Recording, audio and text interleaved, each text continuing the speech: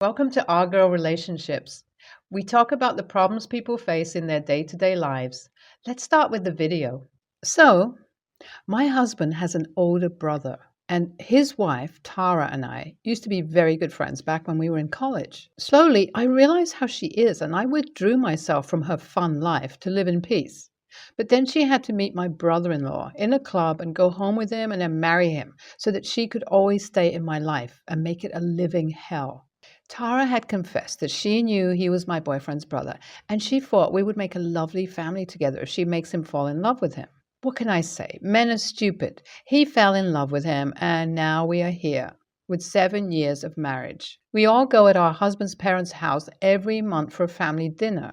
Everyone works, so it gets hard to go on vacations together. Thus, we all do the monthly dinner. This month, I have the perfect plan to keep everyone entertained, and that was Tara. So yesterday, she sent me pictures of her with a 20-something boy in a club. She does not understand that she is not a college student anymore, but a wife and mother of 2 children. I cannot imagine to do this with my son. What would he think? Kids can have negative effect because of these kinds of habits of parents. She sent me multiple pics of her with that boy, actually, but I ignored all of them. I tried to give her a piece of my mind many times, but she just refuses to understand that she is putting her marriage in jeopardy. So when I did not respond to her pics, she sent me a voice note saying that I was too jealous, that I could not get the boys to like me anymore, that I can only get the attention of my boring husband, and that too if I am not smelling like baby vomit. She said so many mean things to me in that voice note. She expects me to get jealous of her. She is cheating on her husband, embarrassing her children, and ruining her family. If anything, I am grateful I'm not like her. But I got hurt by her words. The things that she said about me and my husband and my kid were just too much. She crossed the line, and I will not sit still this time. She got pissed that I ignored her fun life, right? Now I will take it in consideration. After that voice note, I reconciled that any friendship between us is dead, and I don't even want to be her friend anymore. So I am not at all obliged to hide the things that she does behind her family's back and then shamelessly shows it off. The first person I went to was my husband. I asked him to sit with me and then told him everything. This was actually not the first time Tara did something like this. She does it all the time. She even invites me often, but I refuse. There was once a parents-teacher meeting, and she asked me to go for her kids too, because she had a weekend plan with some guy and she needed to prep for it all Friday. That is how she was. I showed my husband all the pics that she has sent me of her with different boys. He was disappointed. He never liked Tara, but he considered her family at least. I told him that I was planning to show these at the upcoming family dinner at his parents' house. He was opposed to the idea and said it will create too much unnecessary drama and it will embarrass his brother. He loved his older brother, respected him so much. I felt so bad that I had to do this, but I did. I made him listen to the voice note that Tara sent. That voice note was enough to send him over the top too. He was furious. He could not control himself to call his brother right that instant and tell him how his wife was. But I held his hand. I asked him to let me handle this, that I will let her know that she went too far when she included my family into all this. The dinner is next week, guys, and am I the a-hole for being excited for it so that I can show what she did to the whole family? I did it, guys. We were all at the table. For a while, I thought that she might not come to the dinner because she realized that she went too far and I might tell everyone, but she thought that she could throw everything and me and I will keep taking. Well, in that case, she was wrong. We were all seated, and in the middle of dinner, she asked me how I was doing. I was caught a bit off guard. I looked at my husband and I answered, I was doing great. How was she? She said that she has been living her best life, but she was worried if I was. She said, it has been long and I should be having another baby by now. My son is 6 years old. I tried not to kill her with my fork and asked her with gritted teeth, what is she trying to say? She gave a mocking laugh and said nothing. That was it. I planned to show the pictures after dinner, so at least everyone had their bellies full, but now I could not care less if anyone ate. She asked for it. I told her to speak whatever she is implicating at, and she waved me off. And then I took out my phone and asked, "Is this what you were trying to say?" And I turned off the voice note. I looked at everyone's face while they also listened. Her mocking voice asking me, how can I stick to my husband?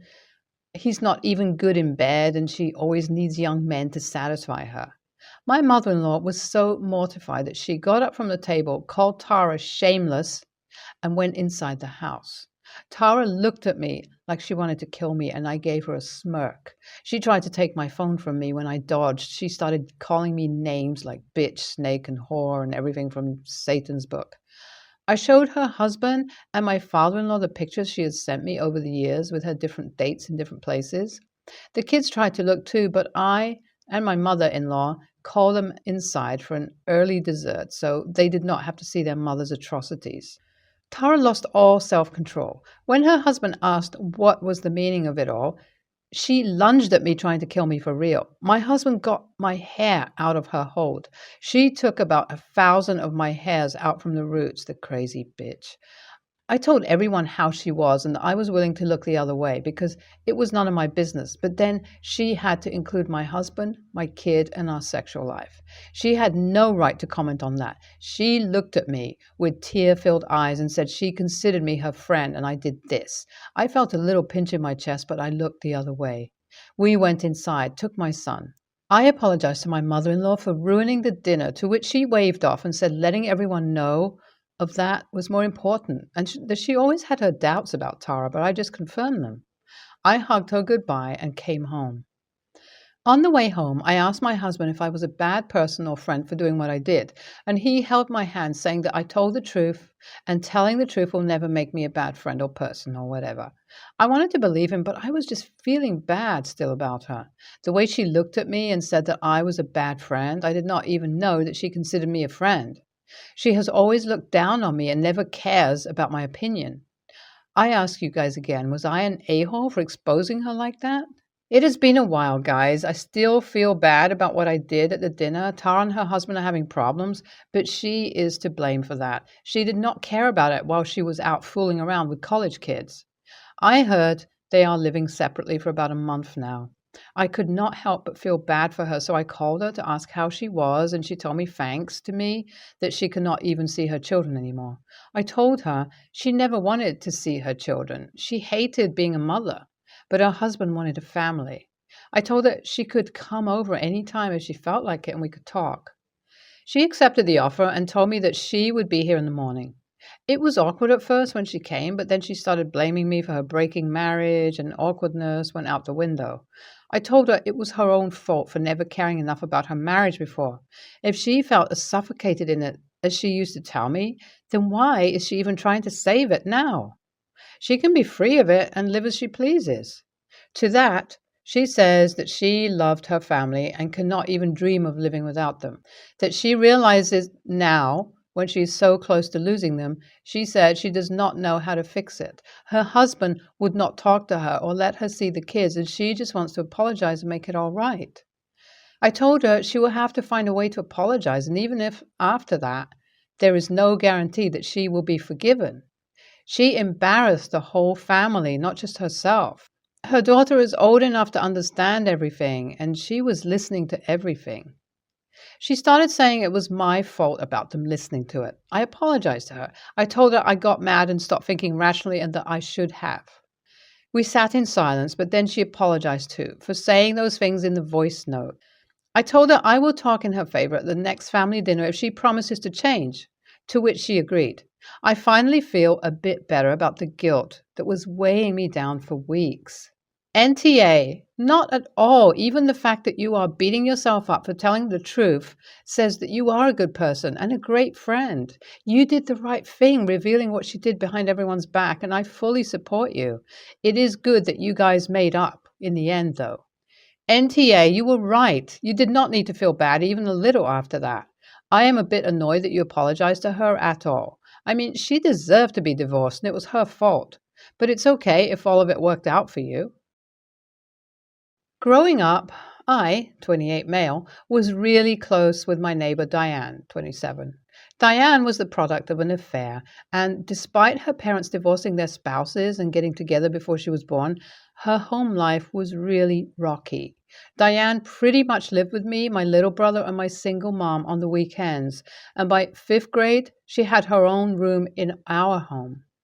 We all saw her as family, and she was delighted as her only other siblings were her half siblings who all hated her. When Diane started high school, one of her half sisters, Amy, started forming a bond with her.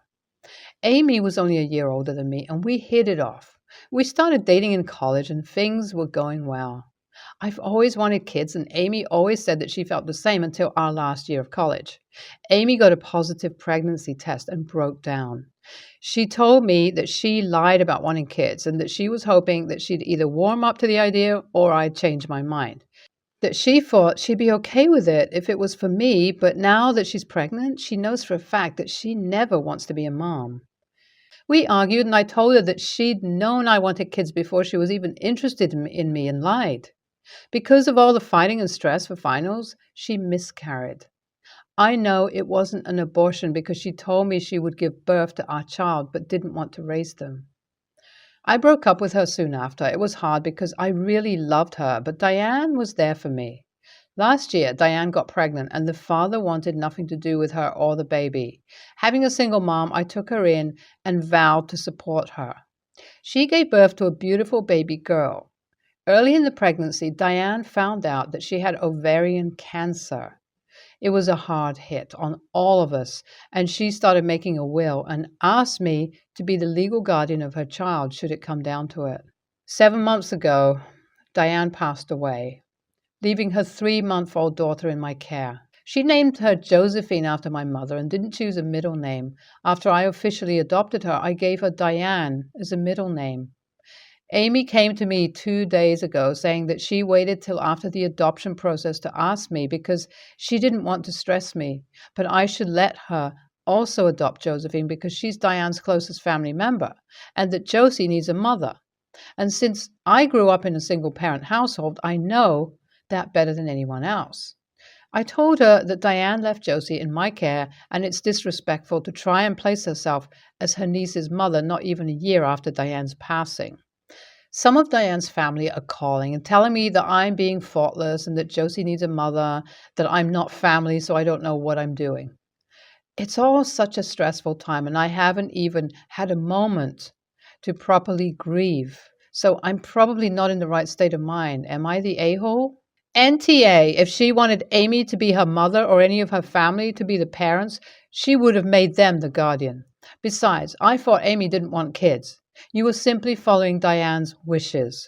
NTA, do not let this woman who used you in the beginning and lied to you be a part of the family. Do not let her adopt this child, as that gives her certain legal protections if she tries to take you to court and legally make you pay child support and other things. If you break up, then she can seek sole legal custody. Do not let her adopt with you. Do what your friend wanted. Don't you think there's a reason that she didn't ask Amy? Me, 26 male, and my fiancé, Kenzie, 27 female, are getting married this fall. She asked my sister to be a bridesmaid, and they have really bonded over it. I don't speak to my mother and haven't since 16. Not a word. She does reach out still, but I block the number. When I was 13, I came home early from school to find another man in our house. My mom then proceeded to lie about who the dude was and told me not to say anything to my father. I was always closer with my dad than my mom. She kept buying me things for days and reminding me not to say anything, but I told my dad what I saw. My dad flipped, and they got divorced. My mom then decided to live with the guy I saw in our house.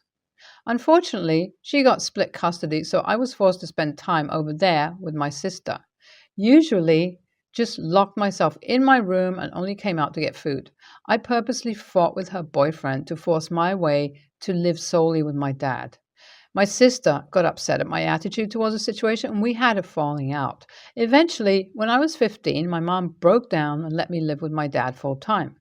My sister kept a strong relationship with my mom and her boyfriend, while I haven't spoken to my mom since the days that she drove me to my dad's. She kept reaching out once I was there, but I blocked her, which pissed my sister off more. We didn't speak after I went away for college. A year ago, however, she invited me to her wedding and wanted to catch up. Kenzie made me go to the wedding. I'm glad I went too, though, because we got some things healed. We started getting closer again, and now my sister is involved in our lives. But what happened last week is why I kicked her out of the wedding. I learned through my sister's husband that my sister had a plan to bring my mom as her plus one for the wedding. Her husband is going to be out of town, and she thought it would be fine to bring my mom. I asked Kenzie if she knew about this plan, and she said she didn't, but that I should go easy on my sister because she just wants my mom there and my mom is pressuring her. But I flipped. I called my sister and she said I needed to get over what happened. Mom was really sorry and just wanted to be there on my big day and was devastated to learn that she wasn't being invited to her only son's wedding, that she thought it would be a fun surprise for me. I told her she knew I was estranged from Mom and that it was incredibly rude and sneaky what she was going to do. Since I can no longer trust her, she wouldn't be invited anymore. Kenzie is pissed because I kicked one of her bridesmaids out and thinks that I should give my sister another chance. But I never fully trusted my sister after I learned for years that she was feeding my mom info about my life when I specifically said not to. So this was her second time doing shady crap. AITA? NTA, but the real problem here is your fiance not listening to you and respecting your boundaries. NTA, I'm a wife whose husband does not speak with his mom. She was definitely not invited to our wedding, his decision. And his relationship with her is 100% his own decision and not my business. If I would have invited her or been aware of a plot to have her in attendance, he would have been so hurt and betrayed. Your fiancé should have had your back and respected you enough to be no contact with your mother as well.